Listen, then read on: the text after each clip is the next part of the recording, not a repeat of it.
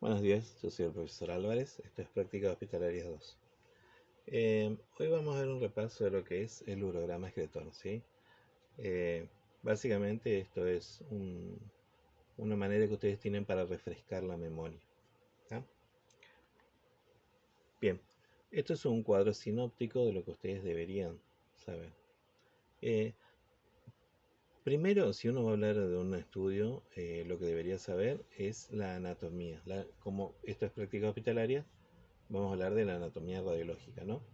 Eh, Cuando decimos sistema urinario, tenemos que referirnos a qué órganos estamos hablando. Entonces, primero los riñones.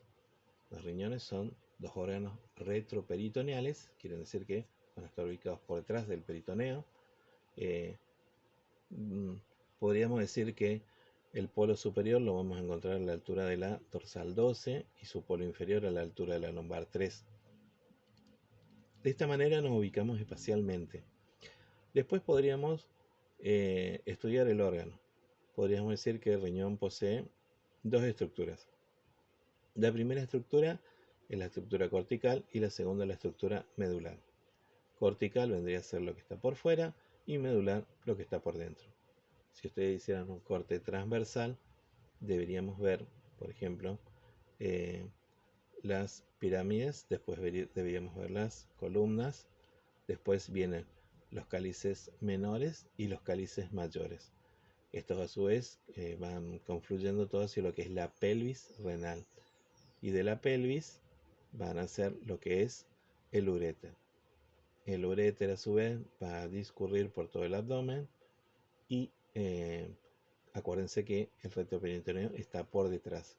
Entonces el uréter va a ir desde atrás hacia adelante. ¿Por qué es tan importante esto? Porque durante ese trayecto hay ciertas estrecheces fisiológicas que vamos a encontrar en el uréter, ¿sí? Así como cuando estudiábamos en el esófago, que hay estructuras vecinas que van comprimiendo, por eso decimos estrecheces fisiológicas, pues son normales. Bien, en el uréter es muy común también que veamos ciertas estrecheces fisiológicas.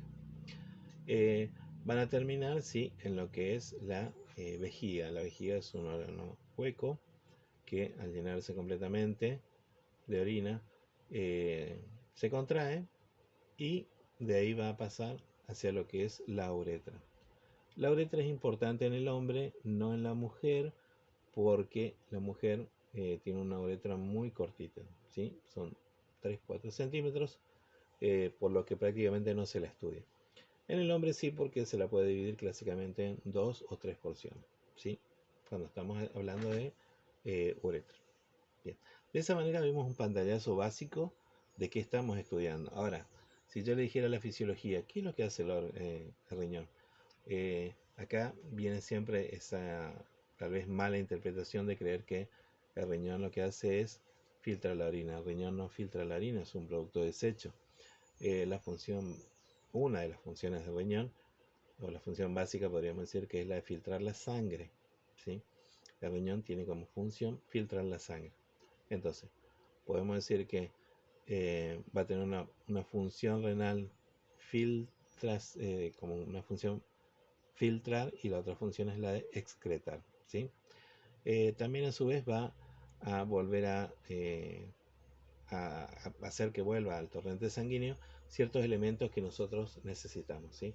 Filtra ciertos elementos y al pasar la sangre por ahí, por ejemplo, algo de que les podría decir como un dato interesante, podría ser que eh, el riñón, por ejemplo, cuando hay eh, que tiene muy bajos los glóbulos rojos, libera una sustancia que se llama eritropoyetina, que hace que le ordene a la médula roja que libere nuevos glóbulos rojos. ¿Por qué? Porque están muy bajos los niveles. O sea, esa podría ser una de las funciones.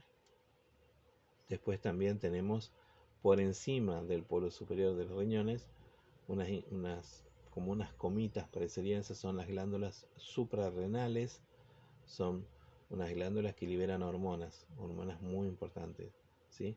Una era la eritropoyetina, que es la de la formación de los glóbulos rojos. La otra que les podría nombrar sería la de la renina. La renina lo que hace es mantiene los niveles de la presión sanguínea, por ejemplo. entre otras cosas. ¿Sí? Bien, medio de contraste. Medio de contraste, acá viene el problema.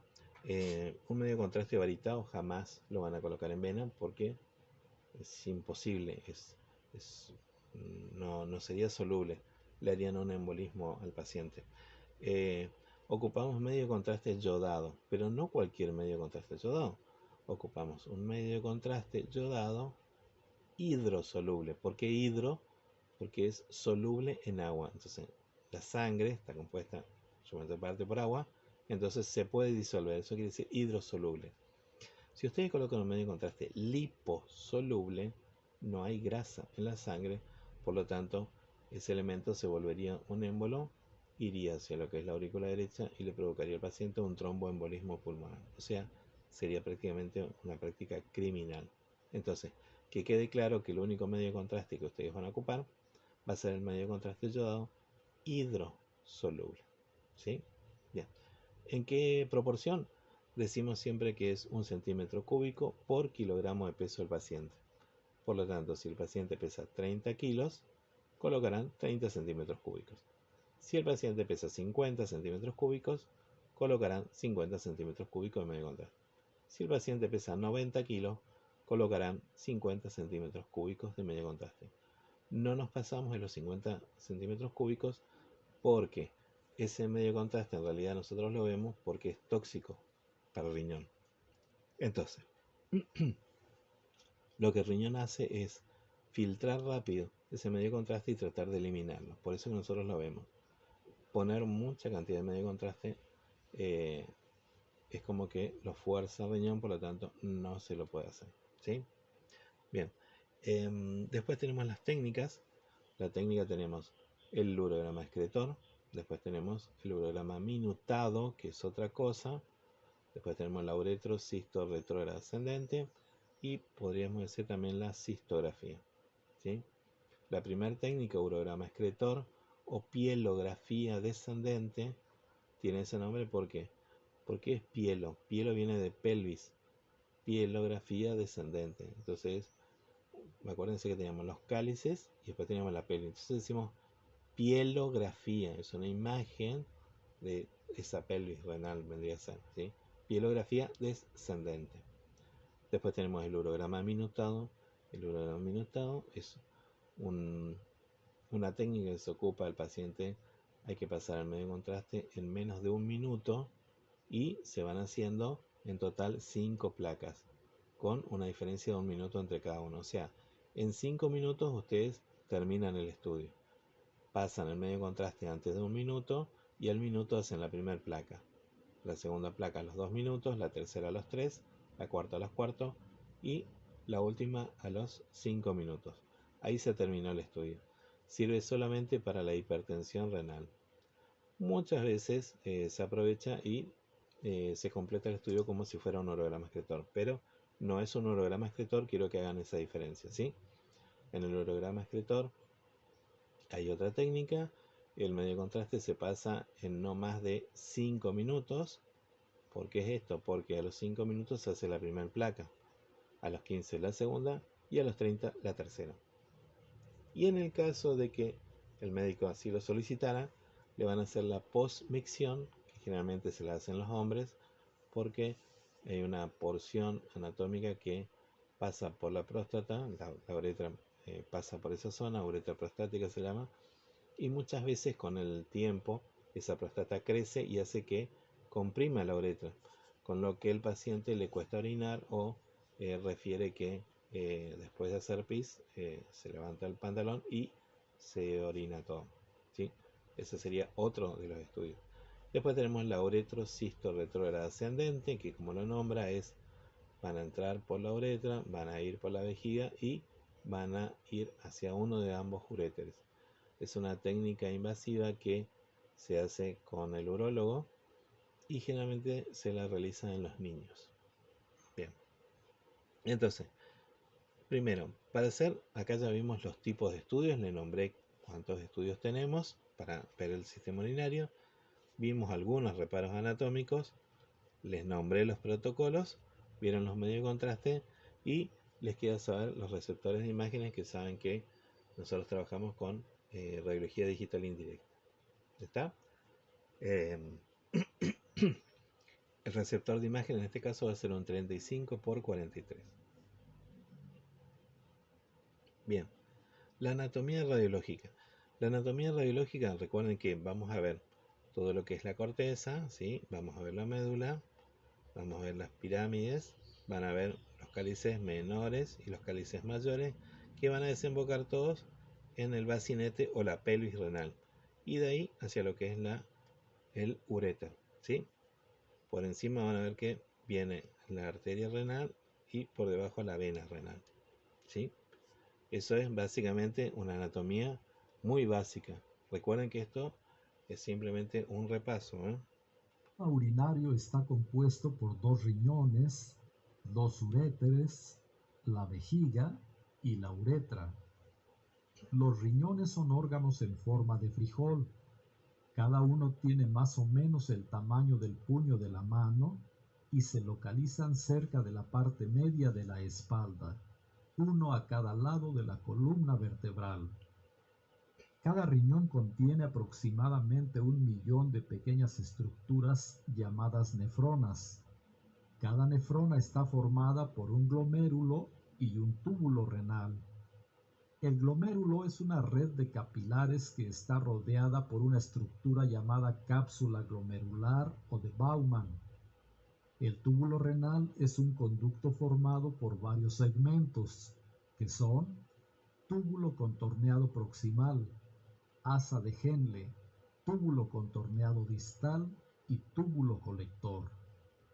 La función principal de los riñones es filtrar la sangre y eliminar del cuerpo los desechos y el exceso de agua, los cuales se convierten en orina.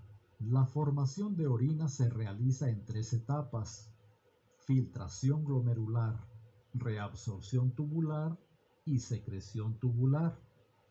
La sangre entra en cada nefrona y circula por la red de capilares que conforman el glomérulo. Los glomérulos funcionan como un filtro, mantienen a las proteínas y a las células en el torrente sanguíneo, pero permiten que los desechos y el exceso de agua circulen hacia los túbulos renales. A este proceso se le llama filtración.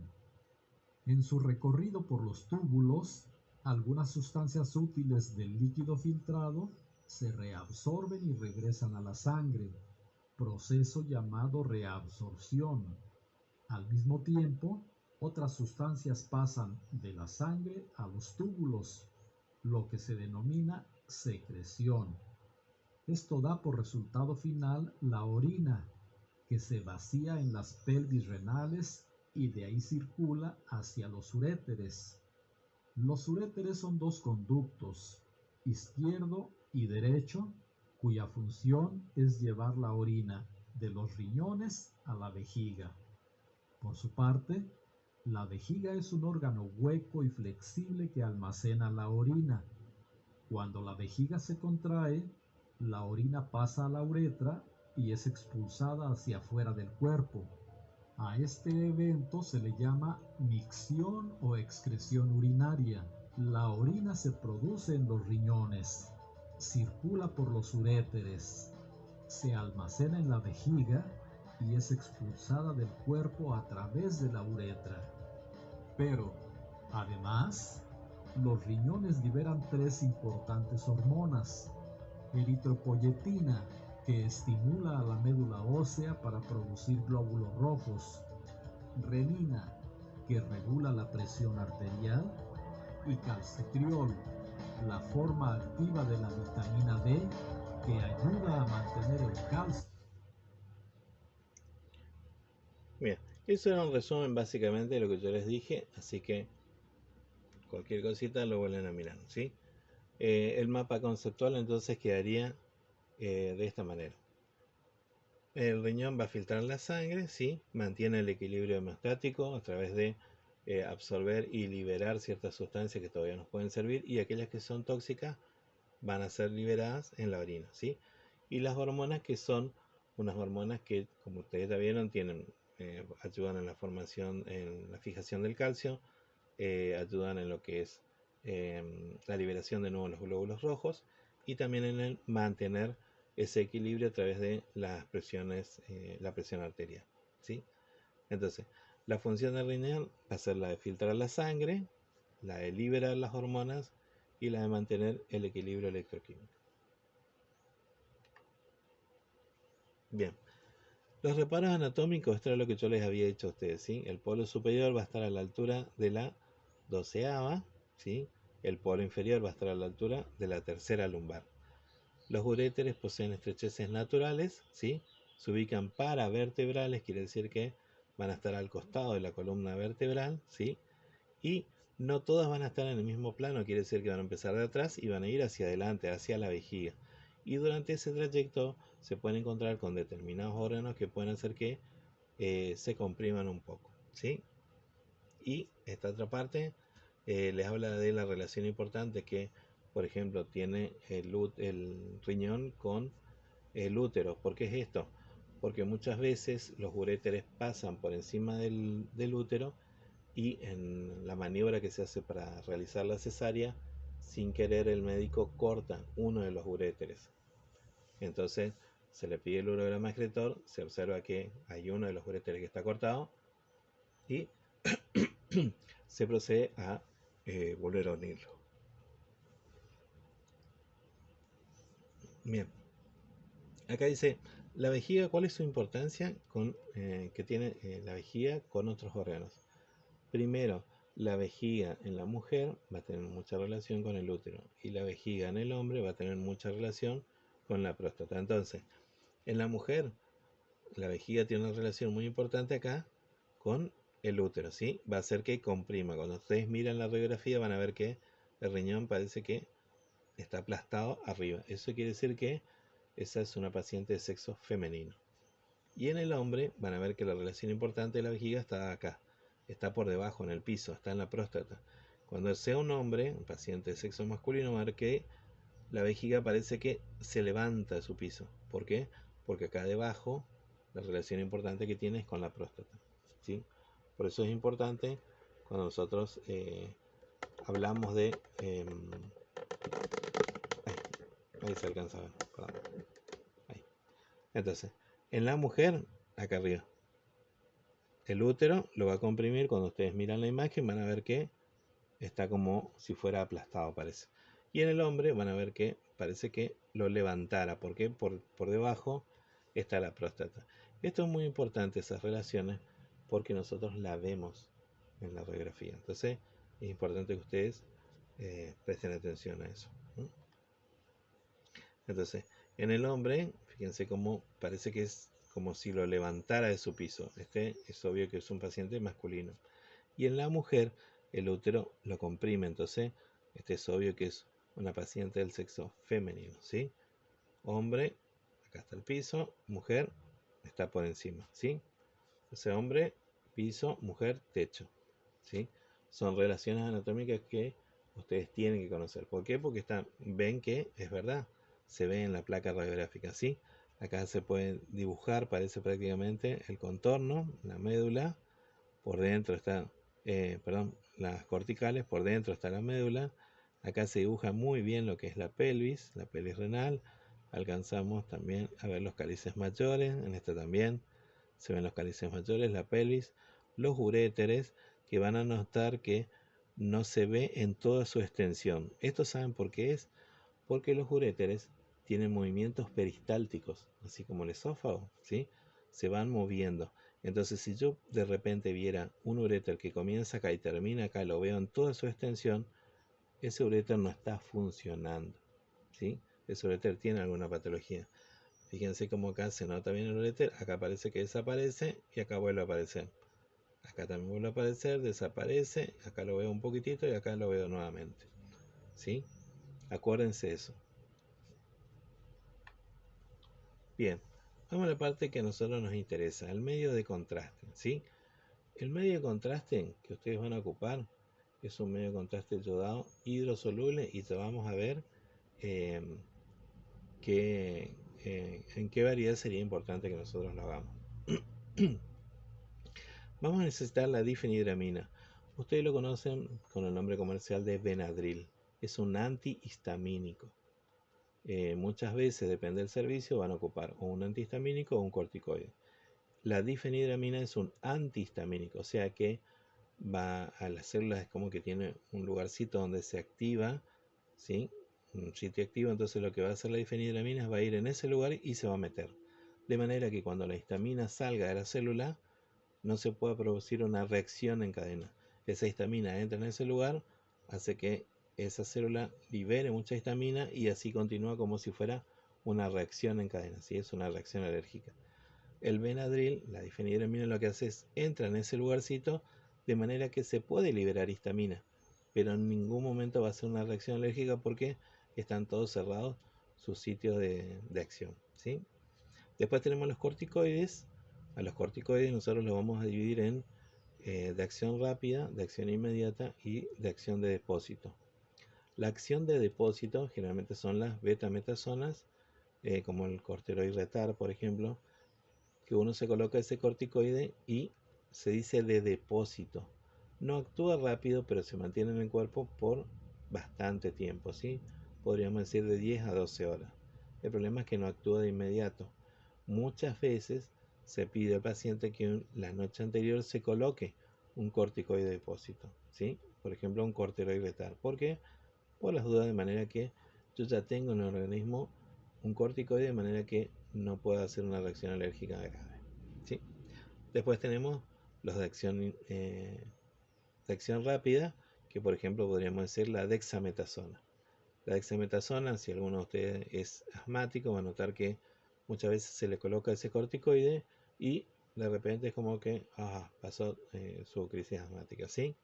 El problema es que tarda unos 5 minutos en hacer efecto y su periodo de vida prácticamente sería de 6 a 8 horas. Y después tenemos los de acción inmediata. Los de acción inmediata, por ejemplo, es la hidrocortisona, que la hidrocortisona uno lo está, ni bien está ingresando al cuerpo, ya está actuando. Son de acción inmediata. El problema es que no duran más de 5 minutos. Y vienen en una forma de polvo. O sea, ustedes lo tienen que diluir con solución fisiológica. No viene listo, no está preparado. En caso de una reacción alérgica grave o moderada, lo ideal sería una hidrocortisona, pasar rápido. Vienen frascos ampollas, se colocan 2 frascos ampollas y el problema es que es un medicamento caro que no van a tener preparado porque si ustedes lo preparan y no lo ocupan, lo pierden. Por lo tanto, les digo nada más para que ustedes vayan sabiendo, ¿sí? Entonces, difenhidramina, Benadryl, corticoides tenemos de depósito, de acción rápida y de acción inmediata. Y tenemos el bisacodilo de sodio. Le digo bisacodilo de sodio porque hay una marca muy conocida que se llama Dulcolax Perlas, que ese es su componente básico, ¿sí? Su componente activo es el bisacodilo de sodio. El problema es que nosotros cuando le damos las indicaciones siempre le decimos el nombre del medicamento. Existen en el mercado solamente 2 laxantes radiológicos. No le estoy hablando del laxante cuando alguien no puede ir del cuerpo, ¿sí? Son laxantes radiológicos, son preparados especiales que uno le pide al paciente justamente para que su colon esté completamente limpio. Entonces, el bisacodilo de sodio que nosotros ocupamos se llama Nigalax o Engalax. Son los 2 laxantes radiológicos. La cantidad de bisacodilo de sodio que poseen es la cantidad adecuada. Si el paciente viene y me trae un Dulcolax Perla, debería decirle que por favor vaya y me traiga otras 30 cajas parecidas para que ustedes más o menos se den cuenta. Entonces, cuando estén ejerciendo, tengan ese cuidado porque uno muchas veces coloca bisacodilo de sodio y claro, me traen un Dulcolax Perla. Entonces, bisacodilo de sodio y entre paréntesis colocan Nigalax o Engalax, que es un laxante radiológico. Bien. Llegamos a la parte interesante. Los medios de contraste. En los medios de contraste le dije que va a ser un medio de contraste yodado hidrosoluble, ¿sí? Pero no va a ser cualquier medio de contraste hidrosoluble. Vamos a tener los medios de contrastes iónicos, que son aquellos que tienen un anión y un catión, o sea, tienen una sustancia que es positiva y otra sustancia que es negativa. Quiere decir que al ingresar al torrente sanguíneo se disocian en un anión y un catión, ¿sí? Entonces, estos medios de contraste iónicos, ¿sí? Tienen la particularidad que pueden generar bastantes reacciones alérgicas, ¿sí? El anión sería el diatrizoato de sodio y el catión sería la meglumina. Estos medios de contrastes tienen una osmolaridad elevada, aproximadamente 1500 a 2000 miliosmoles. La osmolaridad de la sangre es de 300. Ahora fíjense, de 300 a 2000 es mucho. Y aparte de eso, son iónicos, se disocian en un positivo y un negativo, ¿sí? Después tenemos los no iónicos. Los no iónicos generalmente son una partícula única, no se disocian y no tienen carga eléctrica, ¿sí? Son un poquito mejor que los iónicos porque viajan como partículas solas, ¿sí?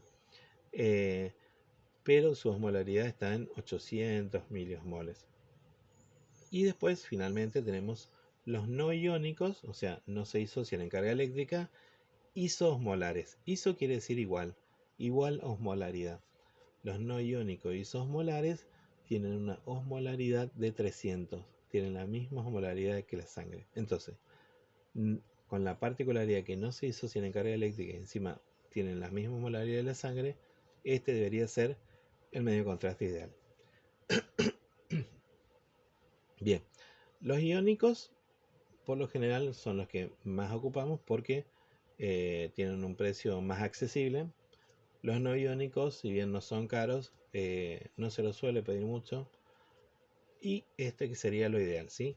El no iónico isosmolar, que tiene una diferencia económica importante, pero el paciente está tranquilo y nosotros también porque están trabajando con algo que es muy poco probable que llegue a ser una reacción alérgica. Esta es la difenhidramina, fíjense que acá le coloqué Benadryl, ¿sí? Que es la marca comercial. Es un antihistamínico. Les dije que en la parte de la célula evita, ¿sí?, que ingrese la histamina y pueda provocar otra reacción alérgica, ¿sí? Van a colocar generalmente 1 centímetro cúbico, 1 o 2, no más de eso, y el problema es que me produce somnolencia. Entonces, imagínense que ustedes trabajan a la mañana, se le cita al paciente, se le hace el estudio y se le colocó un Benadryl. El paciente va a tener una somnolencia 6-7 horas. Imagínense ahora que este paciente sea un remisero o trabaje manejando un colectivo. Es un peligro en potencia. ¿Por qué? Porque produce somnolencia. No va a tener los reflejos como debería, ¿sí? Va a estar alterado. Entonces, acá le coloqué, va a depender del servicio de radiología. Muchas veces se le advierte, mire que después de este estudio usted tiene que ir a su casa y quedarse quietito porque no puede ir a trabajar, no puede ir a mover una grúa ni nada por el estilo, ¿sí? Entonces, la difenhidramina es un antihistamínico, es lo ideal para colocar cuando estamos trabajando con medio de contraste porque va a impedir la reacción alérgica. ¿Por qué? Porque va a impedir que se libere histamina. Y si no hay liberación de histamina, no hay reacción alérgica. Después vienen los corticoides. El corticoide tiene la particularidad que yo le puedo colocar a mi paciente y puede hacer vida normal porque no afecta absolutamente nada al sistema nervioso central, ¿sí? Tenemos los que son de acción rápida, ¿sí?, que es la dexametasona. Cuando, por ejemplo, yo les dije, ustedes vienen con, por ejemplo, un cuadro asmático, se le coloca siempre la dexametasona y les pasa. Tarda 5 minutos en hacer efecto y dura aproximadamente 6 a 8 horas. Después tenemos las betametazonas, ¿sí? La betametasona, como el corticoide retar, por ejemplo, uno lo coloca y tardan en hacer efectos, pero tienen una acción prolongada, ¿sí? Les puede llegar a durar hasta casi 12 horas. Y después tienen esto que es la hidrocortisona, que son de acción inmediata. Actúan inmediatamente, pero no duran más de 5 o 6 minutos, ¿sí? Fíjense que viene en polvo, ustedes lo tienen que preparar con solución fisiológica, por lo tanto, deberían tener todos los elementos a la mano y no es tan fácil como parece de preparar. Bien, y este cuadro, por ejemplo, si nosotros tuviéramos una reacción alérgica, ¿sí?, ¿qué es lo que nosotros deberíamos hacer? Entonces, Una reacción alérgica leve pasa sola. La reacción alérgica leve siempre van a tenerla, lo que pasa es que es tan normal que nosotros ya prácticamente no la vemos o no le prestamos atención. La reacción alérgica leve es la sensación de quemazón en la zona, ¿sí? También tenemos la sensación de náuseas que el paciente siente que es momentáneo, ¿sí? Siente ganas de vomitar, pero a los 2-3 minutos ya pasó. Esas son todas reacciones leves. ¿Por qué decimos leve? Porque pasan y no tiene prácticamente ninguna importancia para nosotros, ¿sí? Después tenemos las moderadas, ¿sí?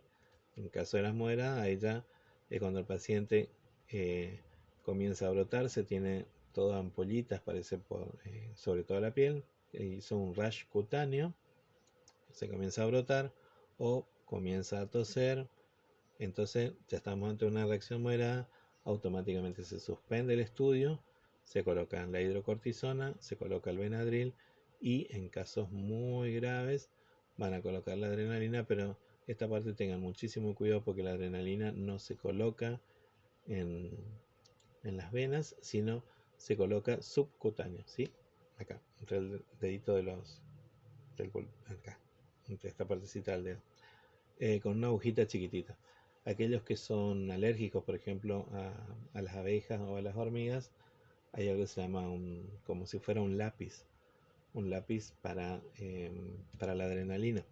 Entonces, cuando tienen, por ejemplo, o le pica por ejemplo, una abeja, con ese lapicito, tiene una puntita, apoyan sobre la pierna, por ejemplo, y al apretar, track, se libera. Se libera muy poquita cantidad, lo que hace que se despejen las vías aéreas superiores. ¿Tá? Eh, Tengan cuidado con la adrenalina porque no es un alimento para estar jugando, ¿sí? Y acá le coloqué cuál era, cómo era el mecanismo de acción, por ejemplo, si mi paciente tuviera una reacción grave. Una reacción grave ya es cuando compromete la vida del paciente, quiere decir, un edema de glotis, se le está cerrando la glotis, con el paciente se está ahogando y lo que puede llegar a un paro cardiorrespiratorio. Entonces, van a colocar adrenalina subcutánea, como yo les dije acá, 0,01 mililitros. Fíjense que son esas jeringuitas muy chiquititas, ¿sí? De hidrocortisona, que le van a pasar por la vía que el paciente tiene hecha, y el Benadryl, que es el antihistamínico para que cuando estas dos sustancias dejen de hacer efecto, ya ese sitio de acción está bloqueado y no se pueda liberar más histamina. Bien, entonces, ¿qué cosas tengo que preguntarme? Primero, ¿cómo tengo que actuar en caso de una reacción leve? Leve, yo les dije, no hacemos nada, pasan un poquitito más lento el medio de contraste, siente el calor en la zona, puede sentir un poquitito de náusea, bien, no pasó nada. Moderada. Moderada ya va a depender del médico si quiere continuar o no. Una reacción moderada es cuando tiene todo rash cutáneo, ¿sí? Tiene todas esas ampollitas rojas. En ese caso, ya estamos ante una moderada, ¿sí? Y si fuera aguda, es obvio que pone en riesgo la vida del paciente. Tienen que avisar al servicio de emergencia, avisar a terapia y el paciente, después de que salga de ese cuadro, debe quedarse internado en la emergencia por lo menos 6 horas para un control, ¿sí? Entonces, el urograma excretor consta de cuántos pasos. Ustedes tienen que saber cuántos pasos lleva. Creo que primero le hacemos una directa al abdomen para ver si está preparado. Después se hace la venopunción. Después de la venopunción se pasa al medio de contraste. ¿En qué cantidad? 50 centímetros cúbicos en no más de 5 minutos. Van a colocar un chasis 35 por 43 y van a realizar la primer placa a los 5 minutos, ¿sí? Después vamos a hacer la segunda a los 15 y la tercera a los 30 minutos. Y en caso de que el médico me hubiera pedido, vamos a hacer una técnica que se llama post-miccional, ¿sí? Entonces, acuérdense siempre eso. La primera va a ser, la primera, la de los 5, la primera fase se llama fase nefrográfica, ¿sí? Porque vamos a ver el nefrón. La segunda va a ser la fase de filtración y la tercera va a ser la fase de excreción. De esa manera quedan divididos por fases, ¿sí? Bien. Este es el laxante, fíjense acá dice Nigalax. El Nigalax es el bisacodilo de sodio, igual que el que tiene el Deucolasperla, con la diferencia que el Deucolasperla es un laxante de uso normal, digamos. Y este es un laxante de uso radiológico. ¿Cuál es la diferencia? Que con este laxante va a quedar completamente limpio el, el marco colónico. Entonces, acá está el laxante, dieta y ayuno. ¿Por qué la dieta? Es sencillo.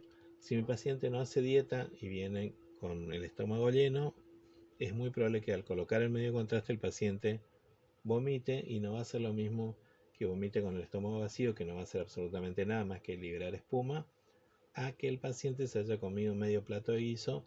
Imagínense lo que sería fideos por todos lados con el peligro de que el paciente se broncoaspire. Quiere decir que al vomitar y tratar de respirar, esos fideos vayan hacia el pulmón. Eso se llama broncoaspiración. El paciente va a tener que ser internado. ¿Sí? Bien. Tienen que hacer la venopunción. ¿Sí? Generalmente nosotros ocupamos una vena del pliegue del codo, o también podríamos ocupar el dorso de la mano. Es exactamente lo mismo. ¿Sí? Van a necesitar los guantes, ¿sí? Una jeringa de 5 centímetros cúbicos. ¿Por qué? Porque con esta jeringa ustedes van a colocar el Benadryl, van a colocar la hidrocortisona, lo que sea. Después van a necesitar una jeringa de 60 centímetros cúbicos. ¿Por qué?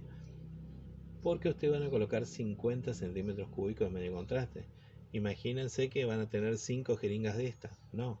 Entonces, una sola jeringa de 60, y ahí llegamos a colocar los 50 centímetros cúbicos de medio contraste. Las jeringas vienen de 50 y de 60. No van a pedir la de 50 porque imagínense que no podrían colocar acá el émbolo, porque se caería. Entonces, con la de 60 nos quedan 10 centímetros, perfecto para poder cerrarlo.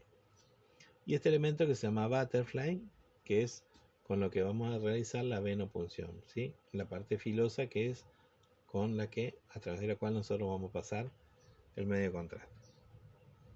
Vamos a presentar el procedimiento de venopunción. Para ello vamos a necesitar los siguientes elementos: guantes descartables, gasa, perlinox o alcohol, cinta, Avocat, descartador, guía de suero, llave de 3 días en caso de ser necesario, y la solución a administrar. La anatomía de la vena del paciente. Se procede a realizar la asepsia de la zona punzal. Se coloca el lazo.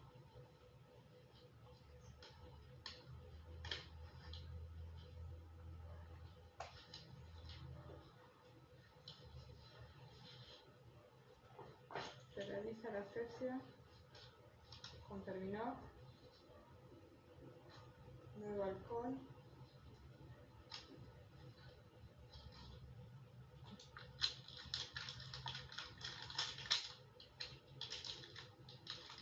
tensar la piel para fijar la zona de punción.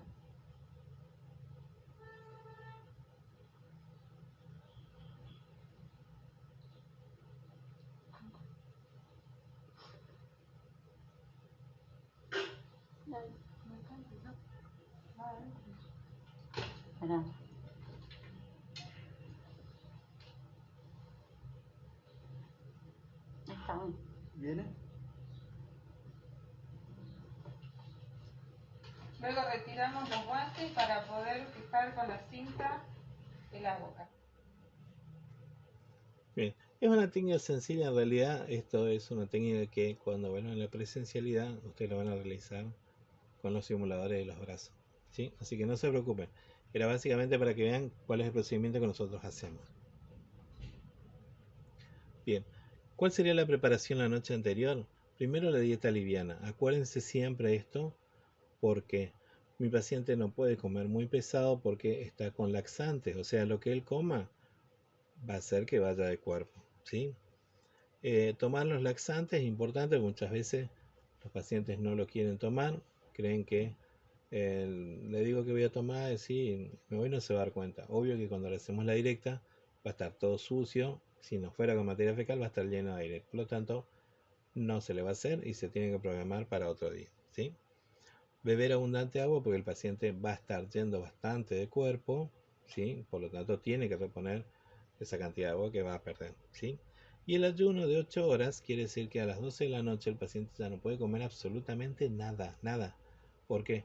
Porque si lo hacemos a la mañana, yo le paso el medio contraste y el paciente tiene comida dentro de su aparato digestivo, puede ser que cuando uno le está haciendo el medio contraste, el paciente sienta ganas de vomitar y tenga algo de contenido alimenticio. Por lo tanto, el paciente tiene que estar en ayuna de 8 horas.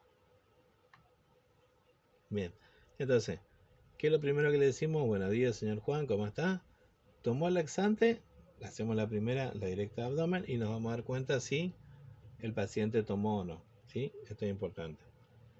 Preguntarle al paciente si alguna vez él es alérgico a algo.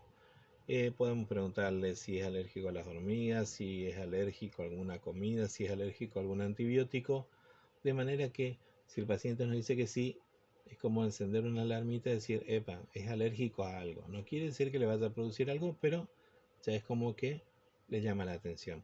Y esta parte que es legal, que es firmar el consentimiento informado. El consentimiento informado es importante porque es un paso legal. El paciente uno lo tiene que informar qué es lo que le va a hacer y cuáles son los riesgos que lleva este procedimiento. Yo le tengo que explicar que le voy a pasar un medio contraste y que le podría llegar a provocar una reacción alérgica que en muchos casos podría ser leve, moderada o aguda y que en algunos casos inclusive podría llevar a la muerte. El paciente debe firmar, obviamente no le van a decir así porque el paciente se va a querer morir. Tienen que dejarle que lea completamente el consentimiento y contestar cualquier pregunta, ¿sí? Es como cuando ustedes se van a operar, es el consentimiento que se firma, ¿sí? Así que quédense tranquilos, no es algo raro, es un paso legal que hay que completar. Bien, tenemos la recepción del paciente, entonces, el primero era la dieta. ¿Por qué? Siempre preguntan el por qué. El paciente tenía que tener la dieta primero porque va a estar con laxante, cualquier cosa que coma va a ir de cuerpo.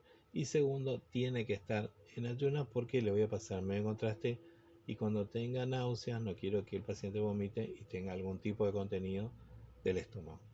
El 2, el laxante radiológico. Recuerden que el laxante radiológico es el bisacodilo de sodio, pero en su forma radiológica. Quiere decir que quiero un laxante radiológico, es el Nigalax o el Engalax. El tercero, el ayuno. Mi paciente a partir de las 12 de la noche no puede comer más nada, o si fuera la tarde, cuenten 8 horas para atrás. No puede comer nada porque tiene que estar con el estómago vacío, ¿sí? Y la primera placa que nosotros hacemos es la directa de abdomen para verificar si cumplió todo esto. Bien, el paciente en realidad tiene que realizarse un test de alergia. Nosotros en el servicio le pedimos al paciente que vaya hasta el alergista. Al alergista le decimos que le haga el test de alergia para un medio contraste. Y lo que él hace es coloca una pequeña cantidad de medio contraste en la mano del paciente, ¿sí? Si hace una pequeña reacción, es indicativo que esta persona puede ser alérgica o no. Y después le va haciendo una serie de preguntas y nos envía a nosotros un papel largo, grande, en el que consta el nombre, apellido, el examen físico del paciente y abajo nos indica el riesgo. Dice riesgo leve, riesgo moderado o riesgo grave. En caso de riesgo grave o moderado, grave no te está por hacer nadie, moderado tampoco le están por hacer. Y cuando dice riesgo leve, nos manda una pastillita de prednisona que es como el corticoide de depósito que yo les dije, ¿sí? Que simplemente a modo de, por las dudas, le damos esto. Así que fíjense que hasta el alergista tiene ese cuidado, ¿sí? Entonces, el paciente ingresa, le preguntamos todo, si fue bien, no está, no comió, no tiene nada, se hace la primer placa, perfecto, vemos que está limpio, vamos a proceder a hacer la venopunción, le vamos a colocar un corticoide, un antihistamínico, eso ya depende del servicio, acuérdense que el antihistamínico da sueño y el corticoide no, pero lo ideal es el antihistamínico. Una vez hecha la venopunción, se va a pasar el medio de contraste, que va a ser un medio de contraste hidrosoluble, ¿sí? Y la técnica va a ser la primera a los 5, la segunda a los 15 y la tercera a los 30. O podríamos decir fase nefrográfica, fase de filtración, fase de excreción.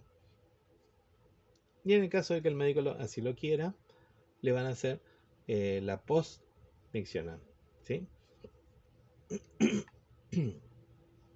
Bien, entonces, esta es la primera, la directa abdomen, ¿sí? Fíjense que nos vemos las asas intestinales, hay un poquito de gas, pero no hay ninguna estructura que se nos pueda superponer, ¿sí? Entonces, van a colocar el medio de contraste yodado hidrosoluble, ¿sí?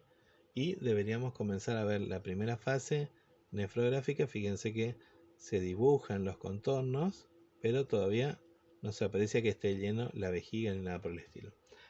Después tenemos la fase de filtración, se observa así ya los cálices mayores, menores, y se comienza a dibujar lo que es la vejiga. Bien, acuérdense de vuelta cuántas son las fases del urograma excretor. Tenemos la fase de nefrograma, la fase de filtración, la fase de excreción, ¿sí? Entonces, nefrograma, filtración, excreción. Son 3 fases. Es fácil, ¿sí? Entonces, en nefrograma vamos a ver toda la parte cortical del riñón. En la fase de filtración vamos a ver las pelvis renales, uréter y un poquitito lleno de la vejiga. Y en la de excreción vamos a ver los cálices mayores, menores, pero van a ver la vejiga muy llena, ¿sí? ¿Por qué? Porque el paciente ya tiene muchas ganas de orinar, pues se llama excreción. Bien, entonces, la directa abdomen. ¿Para qué le hacemos la directa abdomen? Primero, para ver si mi paciente hizo lo que yo le dije. Si tiene limpio el colon, si no hay nada que me pueda interferir a esa imagen. Después, en la primera que nosotros hacemos, muchas veces nos fijamos si lo centramos correctamente. A veces se me corta un poquitito la sínfisis del pubis y esa placa a mí no me sirve porque yo necesito ver inclusive en esa parte si no hay alguna pequeña piedrita. Entonces lo que hago es vuelvo a acomodar. Entonces también nos sirve para centrar la placa radiográfica, ¿sí? Y vemos si, por ejemplo, incluí bien la sínfisis del pubis. Acuérdense de esta parte porque es importante. Tienen que estar bien centrados porque de eso va a depender nuestro estudio. Y tampoco puedo ir muy abajo porque voy a cortar los polos superiores del riñón. Por lo tanto, sería un mal estudio, ¿sí? Bien. Después tenemos el nefrograma, ¿sí? La fase nefrográfica se empieza a dibujar el riñón. Ustedes lo empiezan a poder ver al riñón, pero todavía no tenemos nada acá abajo y no se comienza a llenar las pelvis renales, ¿sí? Pues se llama nefrograma, ¿sí? Vemos la parte del nefrón, vendría a ser. En la fase de filtración, fíjense que tenemos, acá están los cálices mayores, menores, vemos los uréteres, ¿sí? Y acá se empieza a dibujar lo que es la vejiga, no está completamente lleno. Y la fase de excreción, tenemos de vuelta los cálices mayores, menores, y fíjense lo lleno que está acá en la vejiga. Esto en realidad ustedes están viendo los uréteres completamente. Esta placa es patológica, ¿sí? Normalmente no deberíamos ver completamente los riñones. Y después hacemos lo que es la postmicción. Si ustedes se fijan, acá está completamente llena y en esta nos fijamos el residuo vesical, ¿sí? No hace falta que lo hagan en una placa 35×43, en una 24×30 estaría perfecto porque lo único que queremos ver es la vejiga, ¿sí? Es el residuo vesical que podía haber quedado después de que el paciente va a hacer pis. Bien, y si hablamos de las patologías más comunes, lo primero que ustedes siempre se tendrán que imaginar son los cálculos renales, ¿sí? Ese vendría siendo el más común. El menos común es el doble sistema pielocalicial.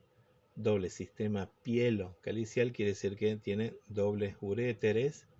En realidad lo hemos visto bastante, o sea que no es tan poco común. El riñón en herradura, que quiere decir que están prácticamente unidos, están fusionados. Riñón derecho e izquierdo son una sola unidad y tienen forma de herradura. Riñón en herradura también se ve. Y la agenesia de un riñón. A es falta, genesia, génesis, inicio. Quiere decir que le falta un riñón. Muchas veces hay pacientes que ni siquiera sabían y resulta que se le hace el estudio y no se ve el riñón. Se le pide una ecografía y, oh, caramba, hay una agenesia de riñón. No hay un riñón. ¿Sí? Entonces, primero cálculos renales. Un poquito menos raro es el doble sistema calicial. Van a haber dos. De este lado van a haber dos uréteres y de este lado dos uréteres. Se van a tener 4 en lugar de 2. El riñón en herradura, que van a estar fusionados, riñón derecho e izquierdo en uno solo. Y la agenesia, quiere decir que de un lado al derecho o al izquierdo no existe riñón. Este es el riñón en herradura, acá está la imagen. ¿Sí? Fíjense que es uno solo y no se nota muy bien, pero acá este es un riñón en herradura. Y el doble sistema pielocalicial, fíjense, acá hay un uréter, acá hay otro uréter, acá hay un uréter, acá hay otro uréter. ¿Sí? Ese es un doble sistema pielocalicial. Son los más comunes junto con los cálculos renales. ¿Sí? Bien. Y acuérdense que al principio hablábamos de la técnica, ¿sí? Vamos a tener el urograma excretor, que es el que nosotros estamos viendo, ¿sí? Van a ser la directa abdomen, 5, 15, 30, postmicción se terminó.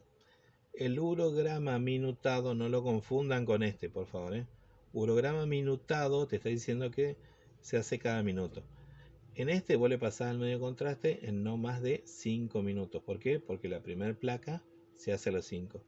Y en este vas a pasar medio contraste en menos de un minuto, porque al minuto tenés que hacer la primera placa, a los 2 minutos la segunda, a los 3 la tercera, a las 4 la cuarta, a las 5 la quinta, se terminó el estudio. ¿Sí? Después vamos a tener la uretrocisto retrógrada ascendente. Uretro porque va por la uretra, cisto porque vamos hacia lo que es la vejiga, y de ahí vamos hacia lo que es uno de los uréteres, el derecho y el izquierdo.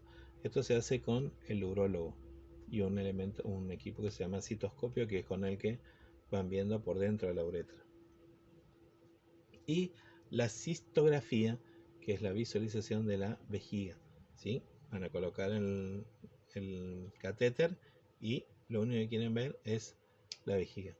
Estos dos se hace con el urólogo, así que no se preocupen. Muy bien. Como en un resumen, en realidad hoy no los aburrí, no lo quise hacer tan rápido, tan lento. Le puse la imagen del chiquito de Carlos Chaplin. Bueno, ustedes son muy jóvenes. Charles Chaplin era un actor que veíamos películas en blanco y negro. Le digo, yo también las veía, así, no es que sea tan viejo, pero las veía porque le gustaba mirar a mi papá, así que siempre mirábamos estos cortitos de él. Hacía cine mudo, pero era muy divertido, ¿sí? Y una de las películas de él se llama El Niño, bueno, deberían mirarlo en realidad. Si lo quieren mirar, es simplemente algo que me gustó decirle, ¿tá? Y bueno, se llama El Niño, entonces aproveché esa imagen para ponerle esto que decía: llegará el día en que tendré que dejarlos partir y comprenderán en ese momento todo lo que les transmití, ¿sí? Quiere decir que muchas veces nos damos cuenta de lo que perdimos cuando ya no lo tenemos, ¿sí? Así que traten de aprovechar ahora que estamos nosotros y nos preguntan todo, ¿sí? Y para los que quieran, pueden googlear, pongan Charles Chaplin en YouTube y van a ver por qué nos gustaba tanto mirar estas cosas a nosotros, ¿sí? Bien, y finalmente, ya que me estoy despidiendo, quería dedicarle este pequeño resumen que hice a mi papá, ya que falleció, ¿sí? Así que en memoria del profesor más grande que yo puedo haber tenido, hago este video, ¿sí? Él era don Juan Carlos Álvarez. Muchas veces me dicen por qué soy así o por qué el profesor Álvarez parece que es como el más bueno y nada por el estilo. En realidad es gracias a mi padre, ¿sí? Y siendo que todos los docentes, en parte, un docente creería yo que es muchas veces aquella persona que escucha y te aconseja, es como un papá. Así que como aquella persona que me crió a mí y siempre tenía un consejo para darme, este sería un consejo para ustedes, ¿sí? Así que el que quiera verlo, mire, y el que no, bien, ya está su resumen. Este es mi consejo de papá para ustedes. Y si sos joven, tienes que saber esto. La vida se te escapa y se te va minuto a minuto. Y no puedes ir al supermercado y comprar vida. Entonces, lucha por vivirla, por darle contenido a la vida. La diferencia de la vida humana a las otras formas de vida es que tú le puedes dar hasta cierto punto una orientación a tu vida. Tú puedes, en términos relativos, ser autor del camino de tu propia vida. No eres como un vegetal que vive porque naciste. Después de haber nacido puedes dar un contenido, o no. O puedes enajenar tu vida, que te la compre el mercado. Y te pasas toda la vida pagando tarjeta y comprando cacharro. Y le das para adelante y al final después estás como un viejo como yo. Todo lleno de reumatismo, te pelaste. ¿Y qué hiciste en este mundo? Pero si tuviste un sueño y peleaste por una esperanza e intentaste transmitirle a los que quedan, tal vez quede un pequeño aliento rodando en las colinas, en los mares. Un pálido recuerdo que vale más que un monumento, que un libro, que un himno, que una poesía. La esperanza humana que se va realizando en las nuevas generaciones. Compañeros, nada vale más que la vida. Luchen por la felicidad. Y la felicidad es darle contenido a la vida y rumbo a la vida y no dejarte que te la roben. Y para eso no hay receta. Está acá, en la conciencia. Si sos usado o usás la maravillosa oportunidad de haber nacido, casi milagrosa. Por lo demás, un segundo consejo a los jóvenes. Lo imposible cuesta un poco más. Y derrotados son solo aquellos que bajan los brazos y se entregan. La vida te puede dar muchos profesores en el amor, en el trabajo, en la aventura de lo que estás pensando, en los sueños que pensás concretar. Pero una y mil veces estás hecho con fuerza para volverte a levantar y volver a empezar. Porque lo importante es el camino.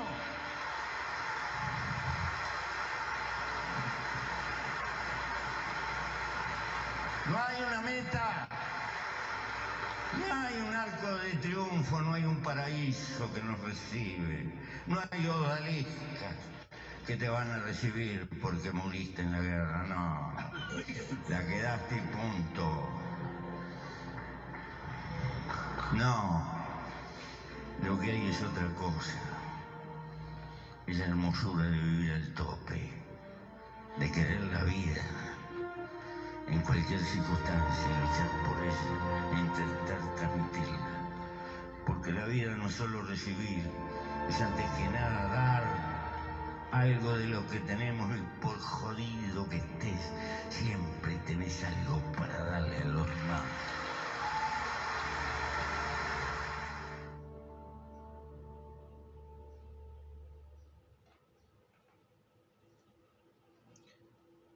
Bien, esto era lo que les quería decir, así que bueno, espero que les haya gustado y bueno, no soy como mi papá que siempre tenía un consejo para darme, así que el consejo sería que vivan la vida y no bajen los brazos, ¿no?